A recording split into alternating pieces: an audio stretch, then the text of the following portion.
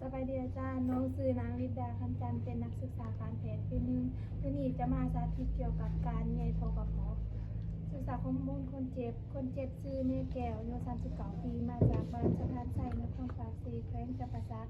สาเหตุที่เขามาหูมัวยอนคนเจ็บบ่สามารถกินอาหารเองได้โมเลยสั่งให้แย่โทกขมันจะใส่แมสแต่เขาคนเจ็บคอยพิษกันกับพวก สบายดีแม่ซื้อแม่แก้วบ่ได้โดยอายุ39 ปีมาจากบ้านสถานใจน้องโดยลูกซื้อลิดาคันจันทร์เป็นนักศึกษาการแพทย์ปีหนึ่งเด้อมื้อนี้ลูกจะมาแม่โทรขอแม่เด้อเนื่องจากว่าแม่บ่สามารถกินอาหารเองได้น้องจุดประสงค์แม่เพื่อให้สร้างอาหารเขาซื้อกระเพาะของแม่เนาะเพื่อป้องกันบ่ให้ขาดสารอาหารวิธีแม่จะมีทางหูดังเลยแม่ตามโคมแดงเนาะจะมีอาการเจ็บเล็กน้อยค่ะเจ็บแห้งให้แม่ส่งสัญญาณบอกลูกเตอร์ให้แม่ให้ความร่วมมือนำเด้อจากนั้นจะล้างมือ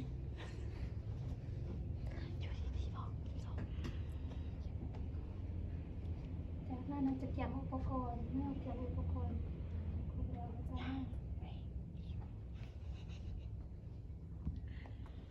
เราความแพ้เขาจะพาเราความแพ้เองมันทีลดอายุนี้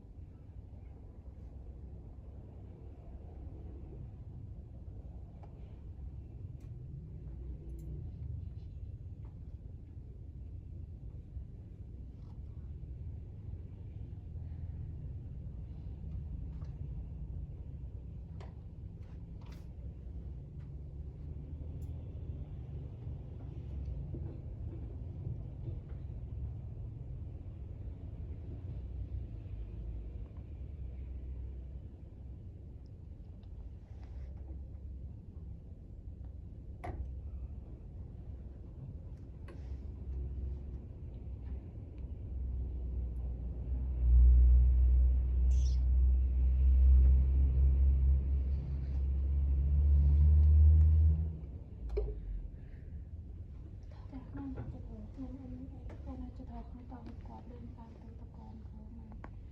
จะยกทิ้งคนยกนี้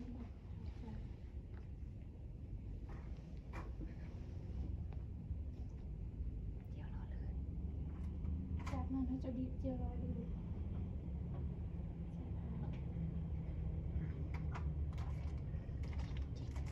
เราจะจีบสายเนียน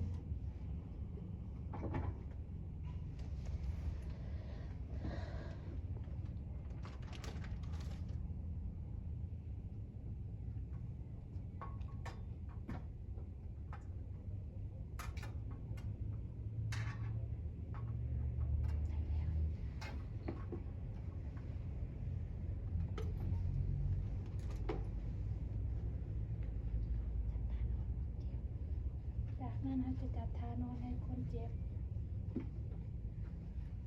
จัดในมุม45 องศาจัดท่านอนไปเลย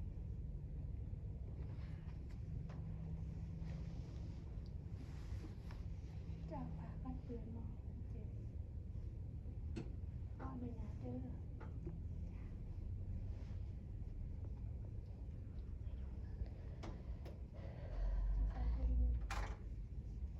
ใส่ถุงมือสะอาด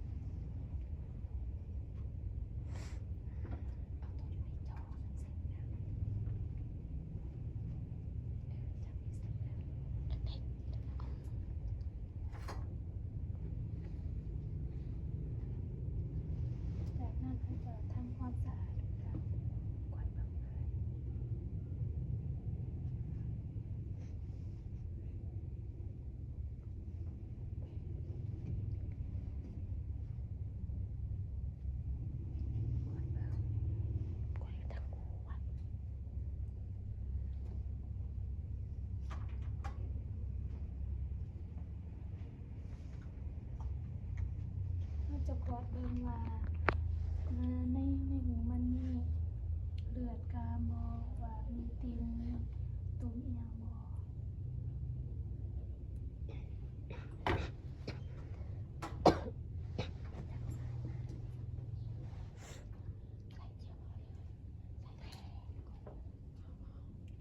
จากนั้นเขาจะเลือกสาย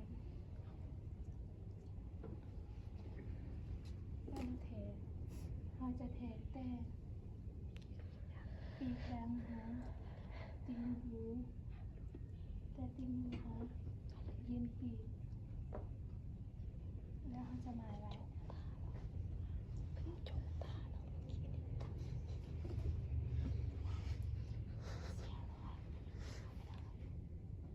จากนั้นเขาจะลืมสายประมาณ10 นาที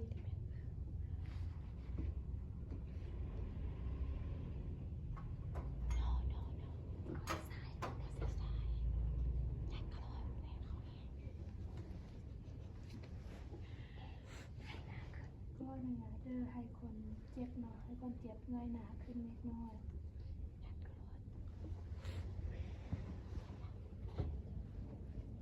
ถ้าแม่รู้สึกเจ็บให้แม่ส่งสัญญาณบอกลูกเด้อ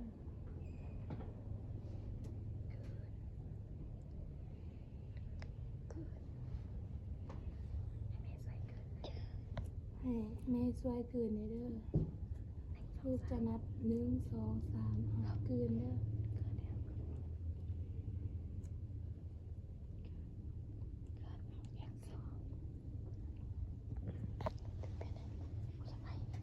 น่าแง่ฮอตจุดที่เฮามาแล้วเราจะมา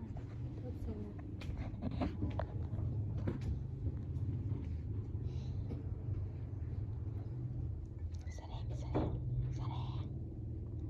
การทดสอบมี2 วิธีเนาะ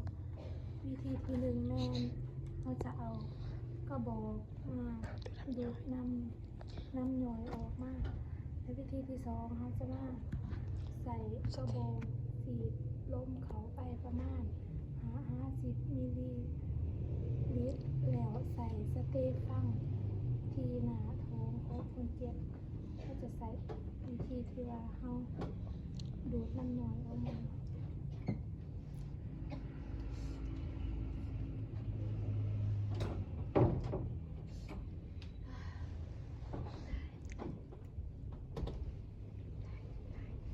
ค่อยๆดู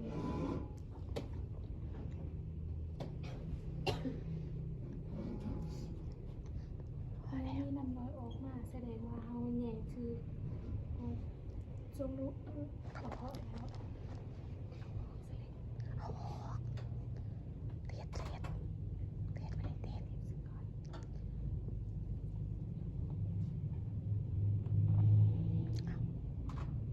แล้วน่าจะติดสะกด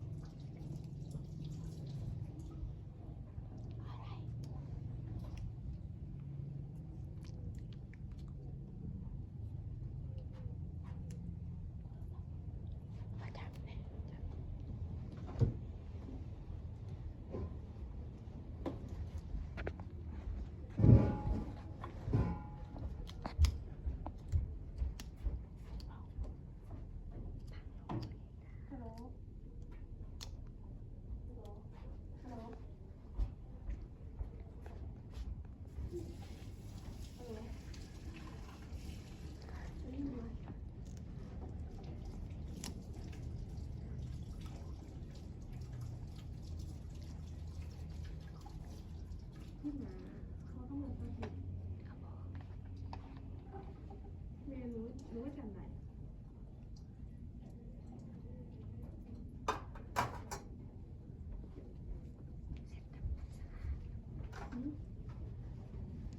เราจะเสร็จทำความสะอาดนะ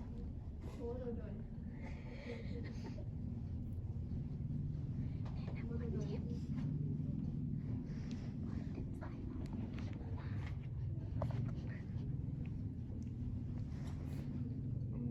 จากนั้นเขาจะมาแนะนำคนเจ็บเนาะบ่ให้ดึงสายเองหรือว่าถอดเองเนาะเพราะว่ามันสายมันออดสู้กับรถแล้วให้ความสะอาดหรือว่าเซ็ตเองได้เนาะใส่ผ้าจุ่มน้ำได้ถ้าว่าเจ็บแห้งเจ็บแสบให้แผลอยู่หน้าเคาน์เตอร์เด้อให้มีผ้าก่อนลายๆเนาะโดยจากนั้นเขาจะมา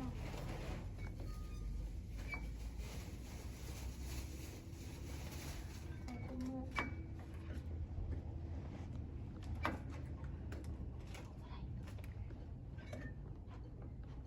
เอาถุงมือด้านข้างหลังนี่